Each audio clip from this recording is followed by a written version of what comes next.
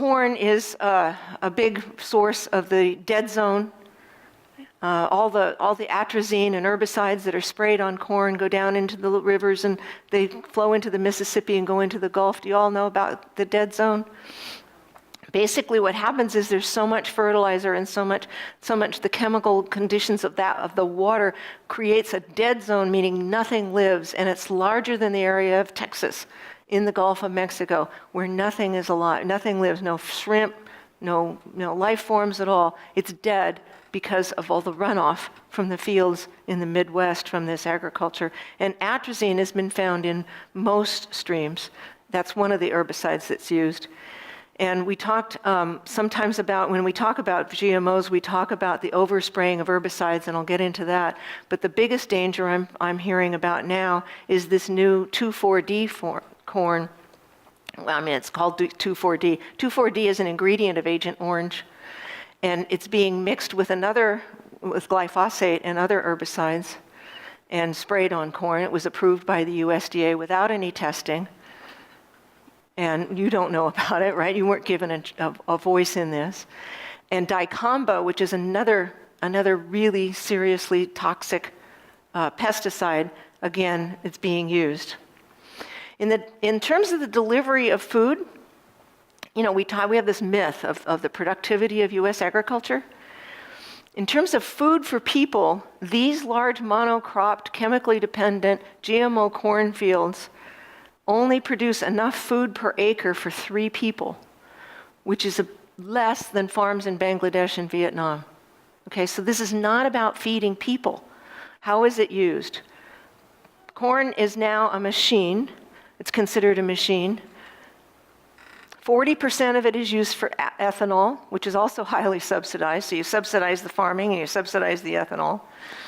36% of it is animal feed, so that's over 75% of this corn is going into animal feed and ethanol. We're feeding cars, we're poisoning the animals. It's also used for a lot of other industrial products and for experimental crops, like even birth control has been genetically engineered into corn so that it could be used in industrial animal facilities. And only a tiny fraction of corn is being used for human food, and that is a lot of high fructose corn syrup. And if you care about your health, you probably know how dangerous high fructose corn syrup is for your diet. And it just keeps getting worse. We have corn in all these products because it's an industrial system. So now this is an industry. And again, you see that 100 years ago, corn was owned by American farmers.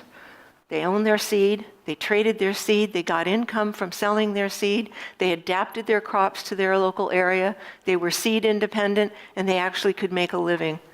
And as the century turned in the 20th century, American farmers were both productive and economically independent. And now 95% of corn is owned by agrochemical corporations. So once again, I'd like to ask the question, how did we get from corn as sacred to corn as a commodity? It's like that proverbial frog in the boiling water. It's come about very slowly, and it's come about without us really knowing it's happening, because that's actually part of what industrial agriculture does not want you to know. So if you read the advertising, remember ADM's advertising, we feed the world, right? No, we don't. No, we don't. So the advertising wants to sell you a story that's not true.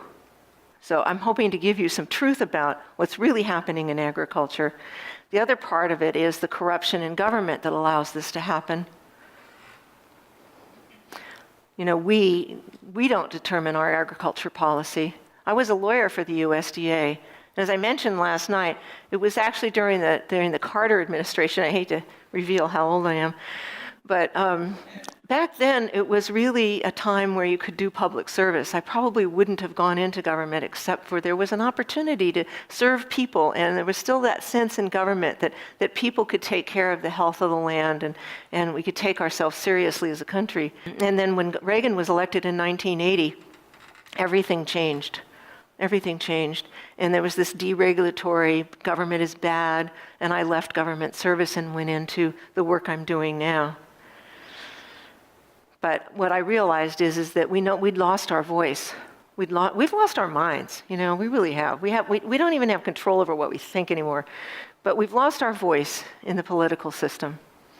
And so the political aspects of this, I think, are very important for us to be paying attention to. I'm going to tell you one more story about corn that I think illustrates this problem. This is Senora Maldonado. She's a traditional Zapotec farmer in Mexico near Oaxaca. I met her when I went there to report on a story that was about to make international news about the rampant genetically modified corrupt contamination of corn. I was food and farming editor at KPFA, a Pacifica radio station in Berkeley, near UC Berkeley, and a scientist there came by one day to see me. His name was Ignacio Chapela, and he told me that he had just discovered genetically modified organisms in the traditional criollo corn. Criollo is the word that traditional Mexican farmers use for the local varieties that are this. Now, remember, this is the center of origin of corn, okay? This is the precious seed heritage for one of the most important crops in the world, and now it's been contaminated with GMOs. It was a shocking story, and I have to tell you, I burst into tears. It was so sad to think that we would lose this, that that the farmers and the seed, both these farm fields would be contaminated. Now, the biotech industry, when this story came out, said, oh, I know what happened. Farm workers thought this was such a good idea. They put some seeds in their pocket and went back to Mexico and planted them in their fields, making themselves look good and the farmers look bad. But of course, that was absurd. What's important to know what the real culprit was, and that was Nafta. We talk about these free trade agreements. We just had another one passed. And if you remember one thing, free trade is not fair trade, okay? The purpose of these international free trade agreements is to impose corporate control over whatever it is, software, seeds, whatever trade, to reduce local sovereignty, to reduce local choice, and to bring, American companies or other people into the economics of that area. So what happened under Nafta was Mexico had to agree to take feed corn from the U.S., and feed corn, as you now know, is all genetically engineered. And because of the free trade agreements, the local corn economy in Mexico had been basically destroyed. So I talked to farmers who said the price of their corn was so high compared with this corn coming in from the U.S. that they couldn't compete. Thank you. They couldn't compete with that. So in the little local stores, they had these big sacks of corn that were unlabeled. Nobody knew whether it was GMO or where it came from or anything, just big sacks of corn for a lot less money. Well, of course farmers are going to buy it. Of course they're going to plant it and use it. So like Order 81, these laws basically force the system that I've been talking about onto farmers and onto consumers. And it also proved that genetically modified organisms are very highly interactive in the environment they're in. Olga told me that she was really concerned because she feeds her children from this corn, criollo corn she was growing, and it had Bt in it. And they were also noticing the lack of Bt in farmers' fields all over the world. You have fewer birds, fewer butterflies, fewer insects. It stays in the soil and contaminates the soil for many years. You have a lot of problems for farmers. So it wasn't just that one crop she was worried about. She was worried that she would be put out of business as a farmer as well. And then here's the kicker of the story. As soon as the story came out, the industry went into high gear and trashed Ignacio Chapela. They went after him big time, both personally and professionally. Now, eventually, as with all the stories of the scientists who've been attacked by the biotech industry, all the independent scientists who come out with information that's critical of GMOs are attacked by the industry, and that's almost all people really remember. Oh, that story, it wasn't any good. But most of these stories, including the GMO stories of corn, have been validated. The studies have been repeated, and indeed, the contamination has occurred and is now more widespread in Mexico at the center of origin of corn. So how do we restore integrity to this system? And one of the things that I think is most important is to restore the role of traditional farmers in these areas of center of origin and center of diversity. Their knowledge, their seeds, their practices are a vital part of the food system we all depend on in the world. I'm trying to get a mix here of the humanity involved as well as the political and the corruption. It's kind of hard to sustain when you think about, what are we going to do about this now?